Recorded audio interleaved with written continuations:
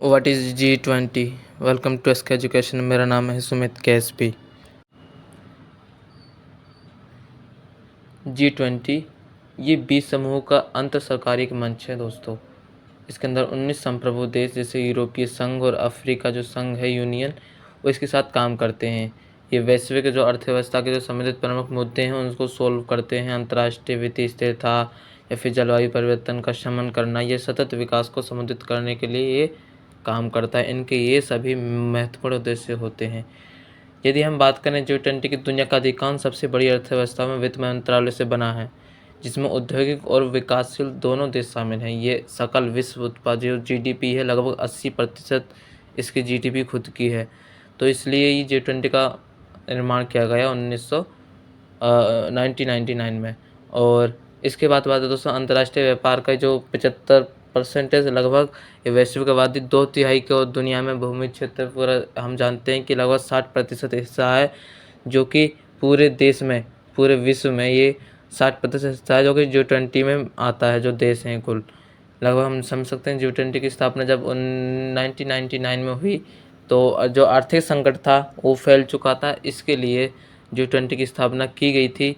और ये हर सालाना इसकी बैठक बुलाई जाती है। जैसे 2008 के बाद ये हर साल बैठक बुलाई जाने लगी, जैसे सरकार और राज्य सरकार के जो वित्त मंत्री हैं, विदेश मंत्री हैं, ये इनमें अधिकारी शामिल होते हैं। पता लगाते हैं किस तरीके से GDP चल रही है, क्या हो रहा है, आर्थिक संकट किस तरीके से इसको दूर कैसे किया जाए।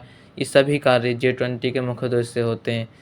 2009 में अपने शिखर सम्मेलन में अपने जो G20 था वो खुद अंतर्राष्ट्रीय आर्थिक और वित्तीय सहयोग के लिए प्राथमिक स्थल घोषित किया गया था, क्योंकि इसी के द्वारा ही जो आर्थिक संकट था और वित्त संकट उसको दूर किया जा सकता था। इसके बाद अगले दशक तक आते आते धीरे धीरे वैश्विक प्रभाव ये डालने लगा। ये फैल चुका, ये पूरे इसमें लगभग 55 देश इसके अंदर शामिल हो गए। अभी वर्तमान में हम देख सकते हैं कि G20 की बैठक हुई है भारत के अंदर। तो इस प्रकार हम समझ सकते हैं कि किस तरीके से लोगों ने इसकी आलोचना भी की, लेकिन ये फिर भी कमज़ोर नहीं है। इसका डिक्लेरेशन आया अभी, जब प्रधानमंत्री मोदी ने डिक्लेरेशन दिया तो ये सब इन्होंने सबने साइन कर दिया इसके ऊपर, वरना वैसे कह रहे थे कि हो नहीं पाएगा। तो इसके बाद दोस्तों लगभग सितंबर 2023 में अभी पता है आपको 18वां इसका शिखर सम्मेलन था। भारत के प्रधानमंत्री नरेंद्र मोदी ने इसकी घोषणा की थी।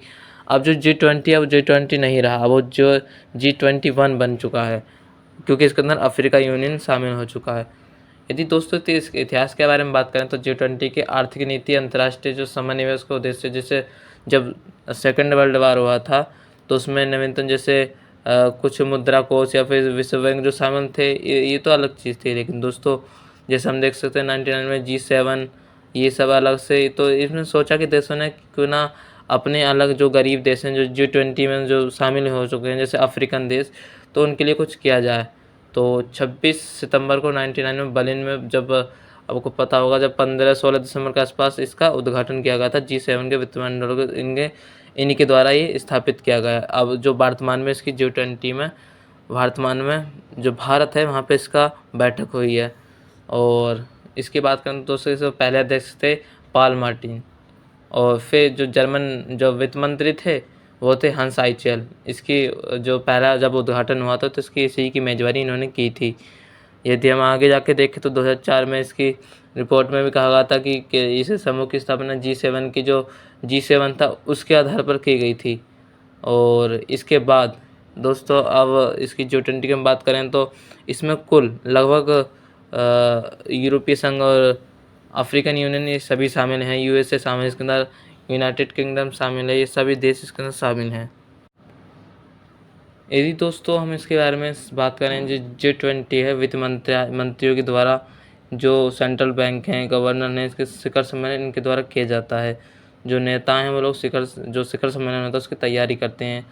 2007 या 2008 के पास जो वित्तीय संकट था वो बढ़ता रहा था, तो उसके लिए G20 का जब गठन किया गया था 1999 में, तो उसी के द्वारा इसको दूर करने के लिए राज्य सरकार और सरकार G20 शिखर सम्मेलन के लिए आयोजित करने लगी कि ये देश के लिए जलवायु परिवर्तन हो रहा है उसको रोका जा सके। जैसे वाशिंगटन में DC में 2008 में सब पहले शिखर सम्मेलन हुआ था G20 के नेताओं का, और फिर 2009 में लंदन में, और पिट्सबर्ग में 2010 में, और टोरंटो में और सियोल में भी इसका बैठक हुई थी।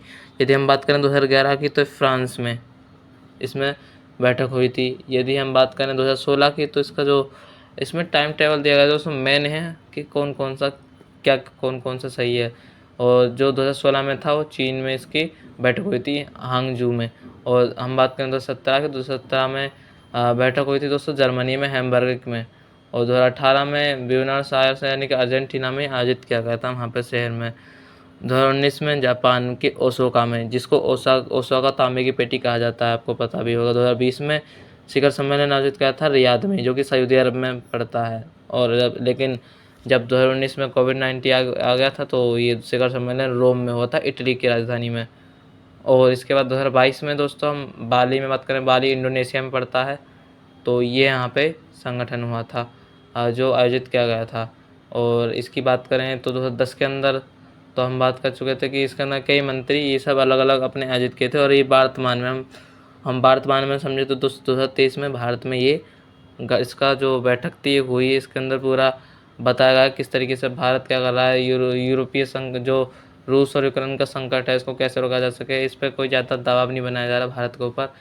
क्योंकि दोस्तों आपको पता होगा कि सभी देश कह रहे हैं कि भारत भी इसकी हेल्प करे यूक्रेन की, और रूस को थोड़ा जो शक्ति उसकी कम करे।